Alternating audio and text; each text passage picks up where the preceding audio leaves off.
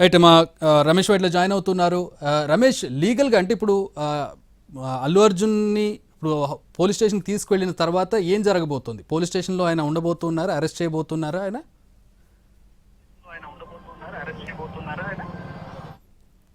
దీనికి సంబంధించి చూసినట్లయితే ప్రస్తుతానికి లీగల్ ప్రాసెస్ కూడా మొత్తం కూడా ప్రారంభం కావడం జరిగింది. దీనికి సంబంధించి అల్లు అర్జున్ పైన మొత్తంగా చూసినట్లయితే 3 సెక్షన్ల కింద కేసులు నమోదు చేస్తారు. ప్రస్తుతానికి దానికి సంబంధించిన ఎఫ్ఐఆర్ కూడా మనతో ఉంది. ఎఫ్ఐఆర్ సంబంధించి చూసినట్లయితే 105, 108/2/1 red with 3/F BNS section కింద కేసు నమోదు చేశారు. అయితే దీంట్లో సంధ్యా థియేటర్ సంబంధించిన వాళ్ళ పేరు కూడా చెప్పింది. దీంట్లో చూసినట్లయితే 105/118/1 రెడ్ విత్ 3/5 బిఎన్ఎస్ సెక్షన్ కింద చిక్కడపల్లి పోలీసులు అల్లు అర్జున్ పైన కేసు నమోదు చేశారు. దీంట్లో Telugu film actor Allu Arjun accused కూడా చేయడం జరిగింది. అల్లు అర్జున్ ని నేరస్తునిగా చేస్తూ దీంట్లో పేర్కోవడం జరిగింది. దీంట్లో చూస్తే ఈ ఎఫ్ఐఆర్ లో మొత్తంగా చూసినట్లయితే అల్లు అర్జున్ ని నేరస్తుడిగా, అల్లు అర్జున్ ని ఏదైతే ఒక నిందితుడిగా పేర్కొంటూ A1 నిందితుడిగా పేర్కొంటూ దాంతోపాటు Sandhya theatre 70mm theatre management, their staff, తర్వాత Telugu cinema actor Allu Arjun and this personal security మొత్తంగా వీళ్ళకి సంబంధించి దీంట్లో ఎఫ్ఐఆర్ పేర్కొనడం జరిగింది. అయితే దీనికి సంబంధించినట్లయితే ఇప్పుడు దీంట్లో ప్రధానంగా ఆ రోజు ఏం జరిగిందన్న విషయం కూడా కంటెంట్ దీంట్లో పేర్కొన్నప్పుడు ఈ కంటెంట్ లో చాలా విషయాలు కూడా చెప్పడం జరిగింది. ఈ కంటెంట్ లో చాలా విషయాలు కూడా పేర్కొనడం జరిగింది. ఎందుకంటే అసలు ఏం జరిగింది అన్న విషయం కూడా దీంట్లో పేర్కొంటూ దాంట్లో చాలా విషయాలు కూడా చెప్తూ, అంతేకాకుండా ప్రధానంగా అసలు ఆ రోజు ఏం జరిగింది అన్న విషయాన్ని కూడా దీంట్లో పేర్కొన్నారు. అయితే దీంట్లో చూస్తున్నట్లయితే ఒక్కసారిగా పూర్తి విషయాలు అంటే ఇక్కడ దీంట్లో ఎఫ్ఐఆర్ కంటెంట్ మనం చూడొచ్చు. ఎఫ్ఐఆర్ లో చాలా విషయాలు కూడా ప్రస్తావిస్తూ చాలా విషయాలు కూడా చెప్పడం జరిగింది. ఆ రోజు 9:30 గంటల ప్రాంతంలో అల్లు అర్జున్ తన సెక్యూరిటీతో కలిసి అక్కడికి సంధ్యా థియేటర్ చేరుకోవడం జరిగింది. సంధ్యా థియేటర్ చేరుకున్న సమయంలో అంటే ఎవరైతే ఫిర్యాదు చేశాడో ఏదైతే దీనికి సంబంధించి భాస్కర్ ఇచ్చిన ఫిర్యాదు అయితే రేవతి భర్త భాస్కర్ ఇచ్చిన ఫిర్యాదు మేరకు పోలీసులు అయితే ఆ కేసు నమోదు చేశారు. ఆ నమోదులో చూసినట్లయితే తేజ తన కుటుంబంతో పాటు కలిసి తర్వాత భాస్కర్ తర్వాత మిగతా వాళ్ళంతా కలిసి కూడా నేను ఇక్కడ సినిమా చూడడానికి అంటే బెనిఫిట్ షో చూడడానికి మేము ఇక్కడ రావడం జరిగింది. అయితే బెనిఫిట్ షో సినిమా చూడడానికి వచ్చినప్పుడు అదే సమయంలో 9:30 గంటల ప్రాంతంలో సంధ్యా 70 థియేటర్ చేరుకున్నాం. చేరుకున్న తర్వాత అక్కడ పెద్ద ఎత్తున పబ్లిక్ గుమిగూడున్నారు. గుమిగూడిన సమయంలో మేము గేట్ పక్కన నిలబడి ఉన్నాం. అదే సమయంలో నా భార్య అయిన రేవతి అయితే భాస్కర్ చెప్పిన నా భార్య రేవతి తర్వాత కొడుకు శ్రీతేజ 9 సంవత్సరాలు ఉంటారు.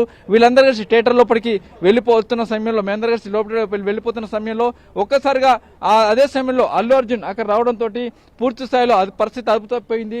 అదుపు తప్పడంలో ప్రధానంగా చూసినట్లయితే దీంట్లో ముఖ్యంగా ఒక్కసారిగా అల్లు అర్జున్ సంబంధించి సెక్యూరిటీ సిబ్బంది తోపులాట చేయడంతో ఒక్కసారిగా తొక్కిసలాట జరిగింది. ఆ తొక్కిసలాట్ లో పూర్తి స్థాయిలో కూడా తొక్కిసలాట చూసినట్లయితే అల్లు అర్జున్ అక్కడికి వచ్చినాక తొక్కిసలాట జరిగింది. ఆ తొక్కిసలాట్ లో ఒక్కసారిగా పబ్లిక్ అంతా మా మీద పడడంతో ఊపిరాడక నా భార్య అయిన రేవతి కింద పడిపోయింది. శ్రీతేజ కూడా అక్కడ పడిపోయాడు. తర్వాత శ్రీతేజని తీసుకెళ్లి పోలీసులు సిపిఆర్ చేసే ప్రయత్నం చేశారు. కానీ అతని పరిస్థితి సీరియస్ గా ఉంటే ఆసుపత్రికి షిఫ్ట్ చేశారు. రేవతి పరిస్థితి కూడా అంత సీరియస్ గా ఉంటే పక్కనే ఉన్న దుర్గాబాయి దేశ్ముఖ్ ఆసుపత్రికి షిఫ్ట్ చేస్తే ఆమె అప్పటికి చనిపోయినట్టుగా డిక్లేర్ చేశారు.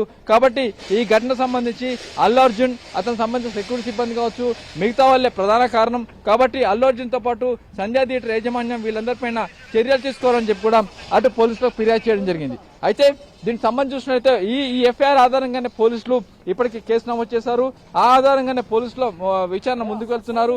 అయితే దీంట్లో మరోవైపు చూసినట్లయితే ఎక్కడ ముఖ్యంగా చూసినట్లయితే దీంట్లో అల్లు అర్జున్ అరెస్ట్ చేయడానికి వచ్చినప్పుడు అల్లు అర్జున్ తో పాటు ఇక్కడ ఫ్యామిలీ మొత్తం కూడా ఇక్కడ ఉండడం జరిగింది. దీనికి సంబంధించిన విజువల్స్ కూడా మనం చూడొచ్చు. ఏదైతే అల్లు అర్జున్ అరెస్ట్ చేయడానికి ఇక్కడ వచ్చారు, వచ్చిన సమయంలో అదే సమయంలో ఏదైతే ఇక్కడ అది ఇక్కడ చూసినట్లయితే అల్లు అర్జున్ అరెస్ట్ చేయడానికి వచ్చిన సమయంలో అదే సమయంలో ఇక్కడ ఏదైతే అల్లు అరవింద్ కూడా అక్కడే ఉన్నాడు. అంటే వాళ్ళ ఫాదర్ అయిన అల్లు అరవింద్ కూడా ఇక్కడే ఉన్నాడు. కానీ అల్లు అరవింద్ కావచ్చు మిగతా వాళ్ళు కావచ్చు ఎవరు కూడా అంటే రిసీవ్ చేయకుండా ఒకసారిగా డైరెక్ట్ గా లోపలికి వెళ్ళిపోయారు. ఎందుకంటే పోలీసులు దాదాపు ఫస్ట్ ఫ్లోర్ వరకు వెళ్ళిపోయి ఆ ఫస్ట్ ఫ్లోర్ లో ఉన్న ఏదైతే అల్లు అర్జున్ తీసుకెళ్లి కిందికి వచ్చే ప్రయత్నం చేసి అల్లు అర్జున్ కూడా నేరుగా అంటే ఎలాంటి ఇబ్బంది పడకుండా ఏం చేయకుండా ఆ పోలీసులు సహకరించి అల్లు అరవింద్ తో కలిసి కిందికి రావడం జరిగింది. అయితే వీళ్ళని తీసుకొని ప్రస్తుతానికైతే అటు అల్లు అర్జున్ ని వైద్య పరీక్ష నిమిత్తం ఉస్మానియా హాస్పిటల్కి తరలించి చెప్తున్నారు. ఉస్మానియా ఆసుపత్రిలో వైద్య పరీక్షల తర్వాత అల్లు అర్జున్ పోలీస్ స్టేషన్ తీసుకువెళ్లి అక్కడి నుంచి లీగల్ ప్రాసెస్ మొదలు పెడతారు. లీగల్ ప్రాసెస్ అంటే ఇప్పుడు చూసినట్లయితే అతనికి నోటీస్ ఇచ్చి అతను నోటీస్ ఇచ్చిన తర్వాత అతని గురించి స్టేట్మెంట్ రికార్డ్ చేసి ఆ మేరకు పోలీసులు ముందుకు వెళ్తారు. ఆ తర్వాత నేరుగా తీసుకువెళ్లి అల్లు అర్జున్ కోర్టులో హాజరుపరిచే అవకాశం అయితే కనబడుతుంది. అయితే ఇప్పటికున్న 3 సెక్షన్ల ప్రకారం చూస్తే అల్లు అర్జున్ పైన మొత్తంగా నాన్ బెయిలబుల్ సెక్షన్ ఉంటాయి కాబట్టి దాని ప్రకారం అతని పైన కూడా బెయిల్ వస్తుందా రాదని ఒక ఉత్కంఠ ఉంటుంది. అయితే ఇప్పటికైతే చూసినట్లయితే బెయిల్ కోసం అయితే అప్లై చేసే అవకాశం అయితే ప్రస్తుతం అయితే అల్లు అర్జున్ ని తీసుకొని నేరుగా పోలీసులు అటు ఆసుపత్రికి తీసుకువెళ్ళడం జరిగింది.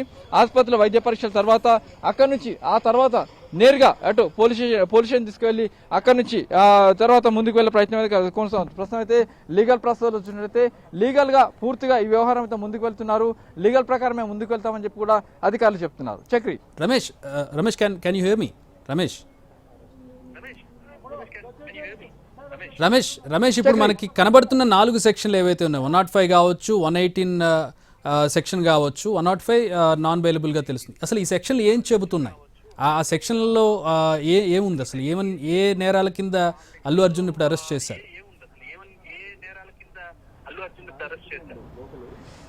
దీనికి సంబంధించి చూసినట్లయితే ఇప్పుడు అధికారులు చేసిన 3 సెక్షన్ల ప్రకారం చూసినట్లయితే ఆ సెక్షన్ల ప్రకారం అల్లు అర్జున్ కి నాన్ బెయిలబుల్ సెక్షన్ కింద కేసులు నమోదు చేశారు. అంటే ఈ సెక్షన్ ప్రకారం చూసినట్లయితే ఒకరి మృతికి కారణమైన నేపథ్యంలో ఆ మేరకు కేసు నమోదు చేసి విచారణ చేస్తున్నాం. ఆ మేరకే సెక్షన్లు యాడ్ చేశామని చెప్పారు. ఎందుకంటే అక్కడ జరిగిన తొక్కిసలాటకి డైరెక్ట్ గా అల్లు అర్జున్ కి సంబంధం లేకపోయినప్పటికీ అక్కడ జరిగిన తొక్కిసలాటకు ప్రధాన కారణం అల్లు అర్జున్ అవుతాడు. ఎందుకంటే అక్కడ ఉన్న జనాల్ని మధ్యలో తోసుకుంటూ అక్కడికి వాళ్ళ సెక్యూరిటీ సిబ్బంది ఆ జనాల మధ్యలోకి తోసుకుంటూ అల్లు అర్జున్ ని ఆ లోపల వరకు క్యాన్వై తీసుకువెళ్లిన నేపథ్యంలో అక్కడ జరిగిన సంఘటనకు పూర్తి స్థాయిలో అంటే ఫస్ట్ సంధ్యా థియేటర్ అవుతుంది, A1 అక్యూజ్డ్, A2 అయితే ఆ సంధ్యా థియేటర్ సెక్యూరిటీ సిబ్బంది అవుతుంది, A3 అల్లు అర్జున్ అవుతుంది, A4 చూసినట్టయితే సెక్యూరిటీ సిబ్బంది అవుతుంటారు, A3 సంబంధించి సెక్యూరిటీ సిబ్బంది అవుతారు. అయితే ఈ సంబంధించి A1, A2, A3, A4 ఇప్పటికీ A1, A2 గా ఉన్న అటు వాళ్ళందరూ కూడా ప్రస్తుతానికైతే అరెస్ట్ చేసి తీసుకువెళ్లారు. ఇప్పుడు A3 గా ఉన్న అల్లు అర్జున్ అరెస్ట్ చేశారు. అయితే ఇప్పుడు లీగల్ ప్రాసెస్ లో భాగంగా అల్లు అర్జున్ ని వైద్య పరీక్షల నిమిత్తం గాంధీ హాస్పిటల్కి తరలించడం జరిగింది. గాంధీ హాస్పిటల్ వైద్య పరీక్షలు నిర్వహిస్తారు. నిర్వహించిన తర్వాత అక్కడి నుంచి నేరుగా పోలీస్ స్టేషన్ తీసుకువెళ్లి అక్కడి నుంచి లీగల్ ప్రాసెస్ మొదలు పెడతారు. అక్కడి నుంచి కోర్టులో హాజరుపరుస్తారు. కోర్టులో హాజరుపరిచిన తర్వాత అతనికి అయితే అల్లు అర్జున్ బెయిల్ కోసం అప్లై చేసుకునే అవకాశం ఉంటుంది. ఎందుకంటే దాని ప్రకారం ఎవరికైనా రైట్ ఉంటుంది, ఎవరిని అరెస్ట్ చేసినప్పుడు అతను బెయిల్ కోసం అప్లై చేసే అవకాశం ఉంటుంది. కాబట్టి బెయిల్ కోసం పూర్తిగా అప్లై చేసిన తర్వాత ఫర్దర్ గా జడ్జి ఎలాంటి ఆదేశాలు ఇస్తారో చూడాల్సిన అవసరం ఉంది. ప్రస్తుతానికైతే గాంధీ హాస్పిటల్కి తరలించారు. గాంధీ హాస్పిటల్ నుంచి ఫర్దర్ గా లీగల్ ప్రాసెస్ మొదలు పెడతారని చెప్తున్నారు. రైట్. ప్రస్తుతం సాధారణంగా ఇట్లాంటి కేసెస్లో బెయిల్కి సంబంధించి అంటే ఇట్లాంటి తొక్కిసలాటలు కావచ్చు, ఇప్పుడు 105 ఉంది, అంటే చంపే ఉద్దేశం లేకపోయినా చనిపోతారనే విషయం తెలిసి కూడా అట్లాంటి ఘటనలకు పాల్పడడం అనేది ఇప్పుడు నాన్ బెయిలబుల్ కింద ఆ సెక్షన్ కింద కేసు నమోదు చేసినట్టుగా మనకి కనబడుతుంది BNS చూసినట్లయితే. సో ఇలాంటి సెక్షన్స్ నమోదు చేసినప్పుడు బెయిల్ వచ్చే పరిస్థితి ఎంతవరకు ఉంటుంది? ఎట్లాంటి ప్రొసీడింగ్స్ ఉంటాయి? కోర్టులో కావచ్చు, పోలీస్ స్టేషన్లో కావచ్చు. 45 సార్లు 40 సార్లు చెప్తా అన్న, దానికేముంది.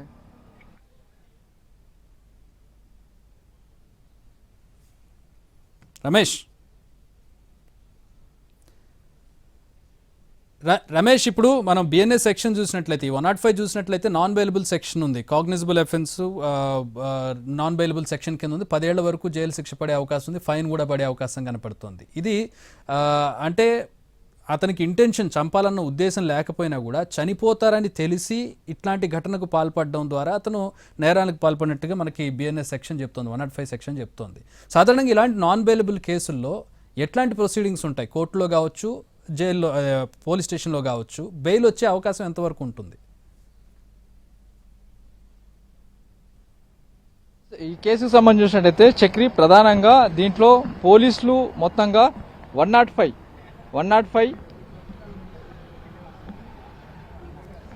118/1 రెడ్ విత్ 3/5 BNS భారత్ న్యాయ సంహిత సెక్షన్స్ కింద పోలీసులు కేసు నమోదు చేశారు. అయితే ఈ 3 సెక్షన్ల సంబంధించి చూసినట్లయితే ఇది చాలా సీరియస్ యాక్షన్స్, సీరియస్ పనిష్మెంట్ ఉంటుంది, సీరియస్ గా యాక్షన్ తీసుకునే అవకాశం ఉంది. ఎందుకంటే ఒక జరిగిన స్టాంపెడ్ కావచ్చు, తొక్కిస్లాట్ కావచ్చు. ఈ తొక్కిస్లాట్ సంబంధించి ప్రధానంగా ఒకరు కారణమైనప్పుడు దానికి సంబంధించి పోలీసులు కేసు నమోదు చేస్తారు. దీంట్లో ప్రధానంగా సంధ్యా థియేటర్ యాజమాన్యం A1గా ఉంటే, దీంట్లో సంధ్యా థియేటర్ సంబంధించిన యాజమాన్యం A1గా ఉంటే, ఆ తర్వాత ఉన్న ఇక్కడ చూసినట్టయితే అక్యూజ్డ్ సస్పెక్ట్ అండ్ అక్యూజ్డ్ సంబంధించి సంధ్యా థియేటర్ యాజమాన్యం A1గా ఉంటే, ఆ తర్వాత వాళ్ళ స్టాఫ్ ఉంది, సెక్యూరిటీ సిబ్బంది స్టాఫ్ ఉంది, తర్వాత తెలుగు యాక్టర్ అల్లు అర్జున్ ఉన్నది, ఆ తర్వాత పర్సనల్ సెక్యూరిటీ అంటే అల్లు అర్జున్ సంబంధించి పర్సనల్ సెక్యూరిటీ మొత్తం A1, A2, A3, A4 మొత్తంగా నలుగురు పైన కూడా కేసు నమోదు చేశారు. దీనికి సంబంధించి 105, 118 రెడ్ విత్ 3/5 BNS సెక్షన్ అంటే భారత్ న్యాయ సంహిత సెక్షన్ కింద చిక్కడపల్లి పోలీసులు ఈ మేరకు కేసు నమోదు చేశారు.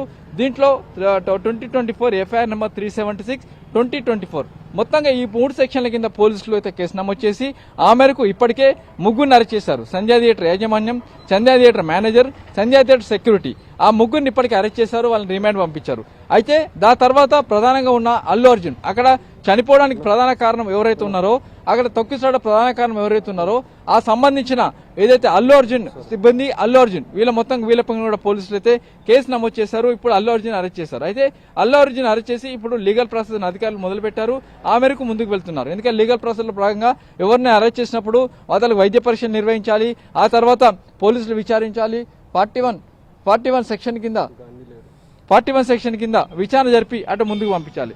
అయితే దీనికి సంబంధించి చూసినట్లయితే ఇప్పుడు ఈ ప్రాసెస్ ఇంకా కొనసాగుతుంది.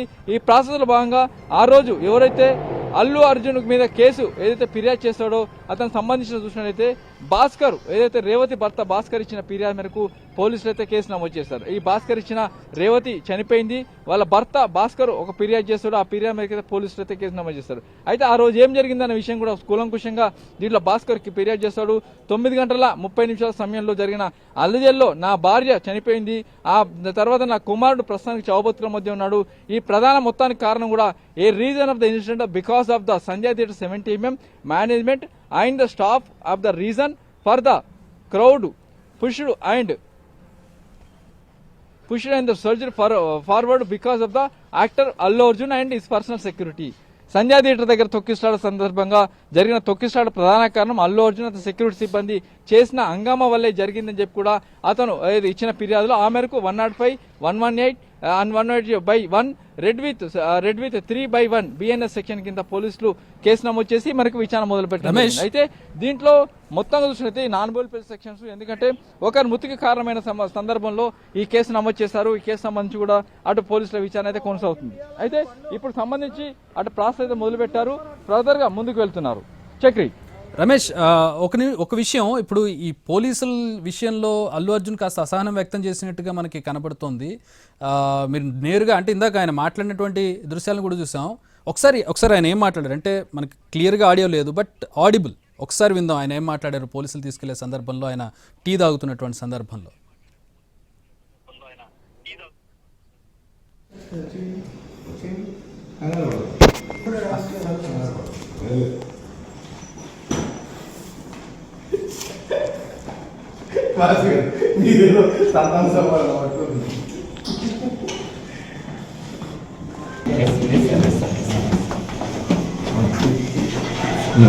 టీ తాగుతున్నటువంటి సందర్భంలో ఆయన తన అసహనాన్ని వ్యక్తం చేశారు. ఒకసారి ఆ విజువల్ చూద్దాం.